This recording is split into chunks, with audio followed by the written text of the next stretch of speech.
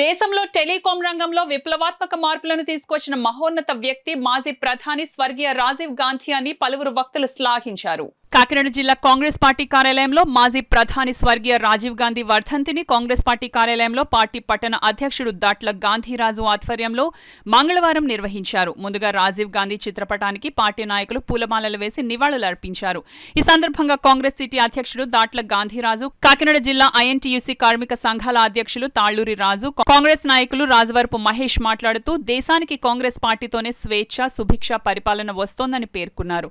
ఈ దోపిడీ దొంగల ప్రభుత్వాలను సాగనంపాలని ప్రజలకు పిలుపునిచ్చారు. మరో 15 రోజుల్లో కేంద్రంలో కాంగ్రెస్ పార్టీ అధికారంలోకి రావడం ఖాయమని, రాహుల్ గాంధీ ప్రధానిగా బాధ్యతలు చేపట్టడం జరుగుతుందన్నారు. పేదలకు సంక్షేమ పాలన అందాలంటే కాంగ్రెస్ పార్టీ అధికారంలోకి రావాలన్నారు. ఈ కార్యక్రమంలో పీసీసీ ఉపాధ్యక్షులు మట్టా శివప్రసాద్, కోలా ప్రసాద్ వర్మ, చెక్క నూకరాజు, పిల్లి చిన్న, వాసు, లలిత, ధనకోటి తదితరులు పాల్గొన్నారు.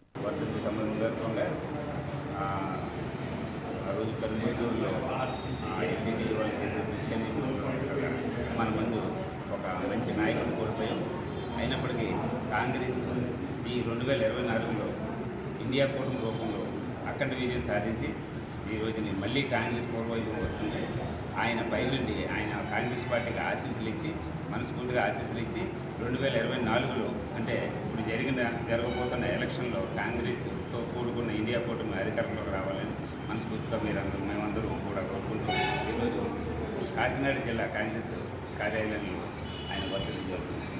ఆయనకి మా పార్టీ తరఫున, మా జిల్లా తరఫున చెప్పాలని వాళ్ళు కాంగ్రెస్ పార్టీ ఎల్లవేళలా రెపరెపలాడుతుందంటే ఇది గాంధీ కుటుంబానికే చెల్లిందని చెప్పేసి కోరుకుంటూ, అలాగే మరి ఇలా కాకినాడలో మరి పల్లవరాజు దైన వ్యక్తిలో పల్లవ గారు కూడా మరి మనకి కాంగ్రెస్ పార్టీ నడిచే విధంగా ఎక్కడ కూడా మచ్చ లేకుండా నడిపి ఇవాళ కాంగ్రెస్ పార్టీ మరి దేశంలోనే అత్యున్న స్థానంలో వచ్చే మరి ఎలక్షన్ యొక్క మరి ఎన్నికల విడుదలను చూస్తున్నాం. కేంద్రంలో కంపల్సరీ మనకి భారతదేశానికి వెన్నెముకైనటువంటి రైతు కానివ్వండి, ఉద్యోగులు కానివ్వండి, అలాగే పేద బలహీన బడుగు వర్గాలు కానీ, అలాగే కార్మికులు కానీ ఇవాళందరూ కూడా మరి ఏకదాటిగా ఓటేశారు మూకమ్మడిగా.